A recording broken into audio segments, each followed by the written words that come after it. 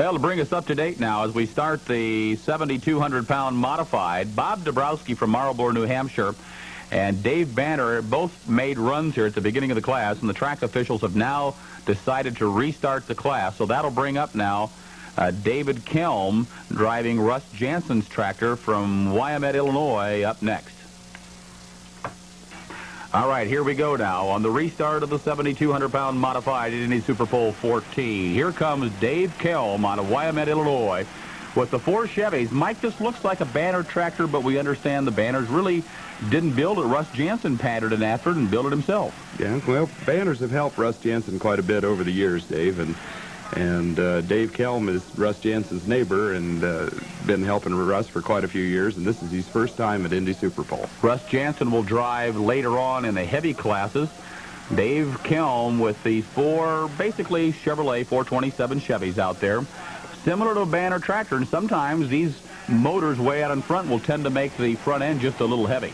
4 engines in the 7 modified is quite a bit, but it's a good track here at Super Pull, and you can see the tractor's lifting his front end. Oh, look at him pick it up. When you can pick up those 4 motors sitting way out in the front, you know it's a biting track. The Black Hawk Special heading right down the track. It's a full pull as he takes it all the way. Steve Jeske from Oconomowoc, Wisconsin, backing up to the sled. His dad has just won the 4-wheel drive truck class. Steve's trying to make it 2 in a row. But, Mike, this tractor is very unusual because the front 2 motors are in line, but look at those back 2 motors. They're sideways. Why would you put the engines in sideways?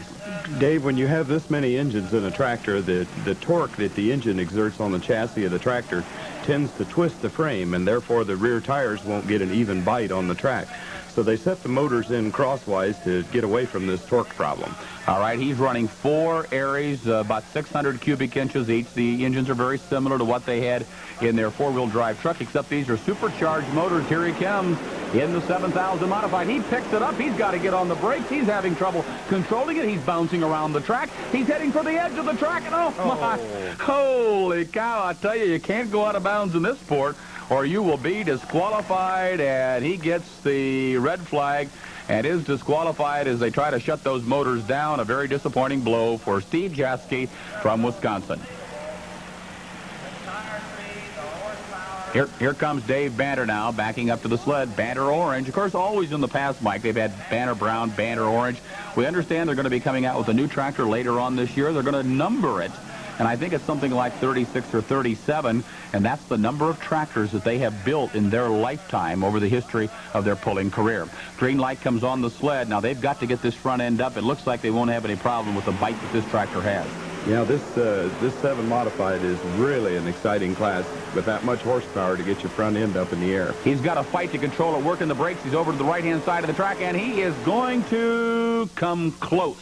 He is very close to the checkered flag with Banner orange, and he's going to wind up at 233. Remember, the track is 236 feet long, so he comes up about 3 feet short. Leo Kay from Bradford, Pennsylvania, the home of the Kendall Refining Company. He's made some changes to this tractor, Mike. We see at least 1 more motor right here than what he ran last year. That's right, Dave. Last year, this tractor only carried 3 motors. Now this year, with a new chassis and everything, it's capable of carrying 5, but he only runs 4 in this class. We'll see 5 later on when we get to the 9,000 pound, 11,000 pounds. Let's watch his run now as he comes down, having a few handling problems off the line. Looks like he's awful hard on that left brake, and that right tire's just going... It's flat. It has gone flat out there on the track, Mike. Any idea what might have happened?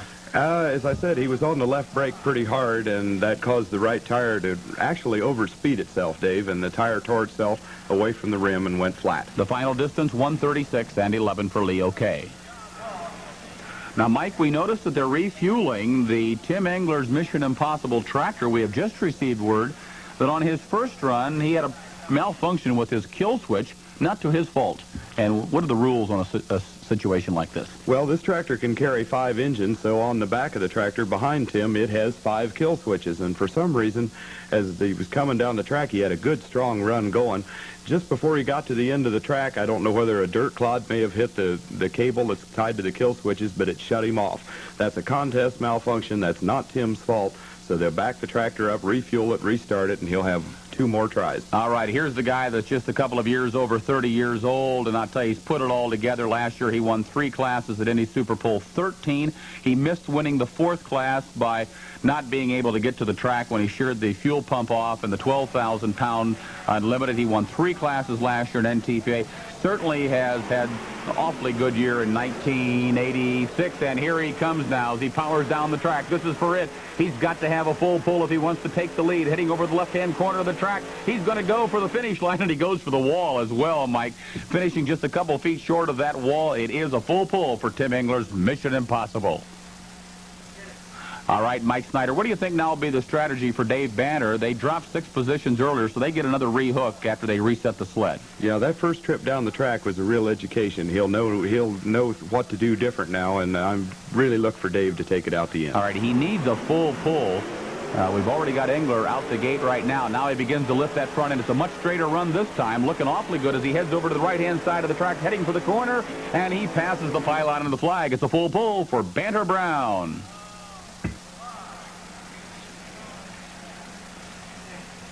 All right, here's Rick Isley driving for Brian Knox out of Ware, New Hampshire with their 1986 modified puller. He's running Milodon engines. We hear a lot about those in racing. Are they similar to an Arius, Mike? Yeah, they're a solid aluminum racing engine, Dave, and quite a few top fuel dragsters are using Milodon.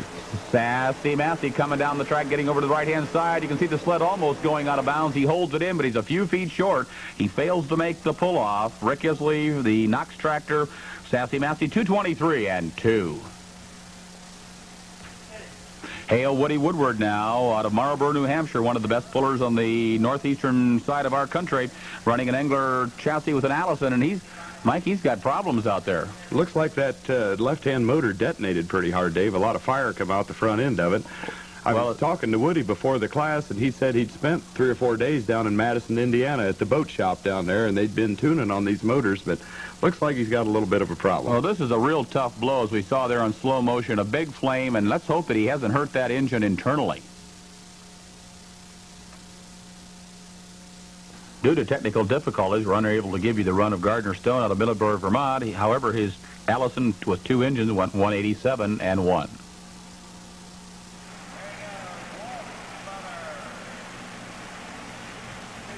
Fred Freeman out of Wadesville, Indiana. Now, this is a chassis that Tim Engler, his buddy, has built, and they live down there only about 40 miles from each other. Here he comes now off the line. He's starting to flick. Look at that wheelie. I don't know how he can control it. He's got to be working the brakes. He's heading for the right.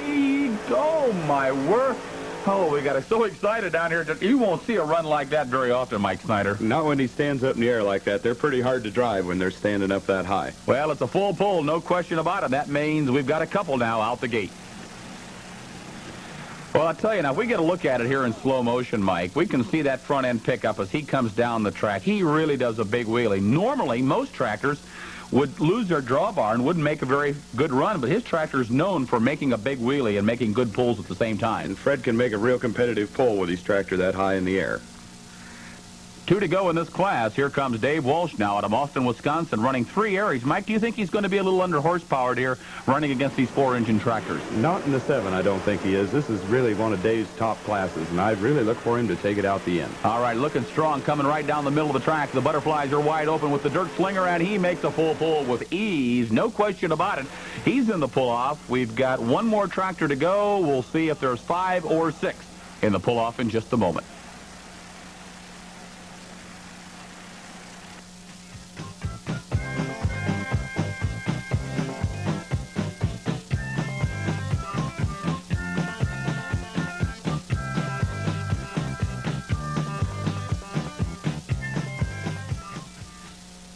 All right, here's Bob Dabrowski. He was our test puller originally. He dropped the last due to mechanical problems. He's from Marlborough, New Hampshire with his Allison. Here he comes, the Stinger. He's got a good run going over to the right-hand side. He bounces around, and Mike Snyder, a rough ride. Definitely. It lifted early on him coming out of the hole and then just got up and threw him completely out of the seat up on top of that left fender. He's thrown from one side to the other, as we see, and what a wound ride. And he comes all the way from New Hampshire to make a short distance of 156 and 1 for Bob Dabrowski, the Tire Wholesale Shop. All righty, we've got a 5-way pull-off now here in the 7,200-pound modified. We start things off with Dave Kelm driving for Russ Jensen out of Wyoming, Illinois. His 4 Chevrolets. He comes off the line. He's on it, Mike. Yeah, he sure is. I'm really impressed how these 4-engine tractors can pick up their front end in this light class. Well, we've got a good biting track, and he's going to spin out at 2:04 and 8. He takes the early lead. Here's the favorite of the class now, Tim Engler out of Princeton, Indiana. If there's any one class that he should win, hands down, this is it. Here he goes now. He comes off the line. Those 4 areas clicking right along. Boy, did he get on it hard out of the hole. Oh, boy, I guess he has. He didn't waste any time, but he's going to come up just a little short. Engler at 197 and 2. He is not going to win the 7,000 modified at Indy Super Pull 14.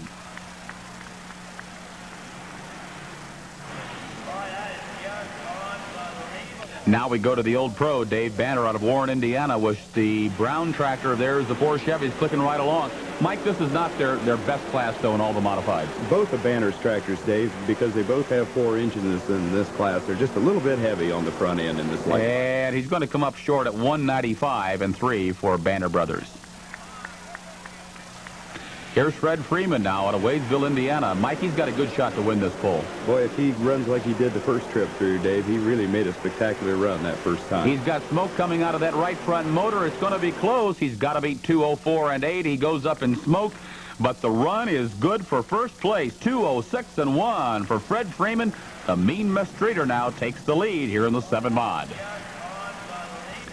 Here's our final puller now in the pull-off. Dave Walsh out of Austin, Wisconsin with 3 areas. Mike, he made a great run the first time through. He's still got a shot, doesn't he? Yes, he does. He has an excellent shot at first place in this class. Well, these 3-engine tractors pick up their balance very nicely. And look at that, 2 perfect runs that he's made in this pull. It's going to be close. There's the flag. He's coming close to the flag, not quite enough. About 6 feet short at 200 feet and 5 inches. Now, here is the final result of the 7,000 modified 1 through 5th place. It's Freeman winning at Kelm number 2, Walsh 3, Tim Engler number 4, and Dave Banner finishes number 5. All right, we wind things up here on our first evening of pulling with the 11,200-pound super stock class coming up next.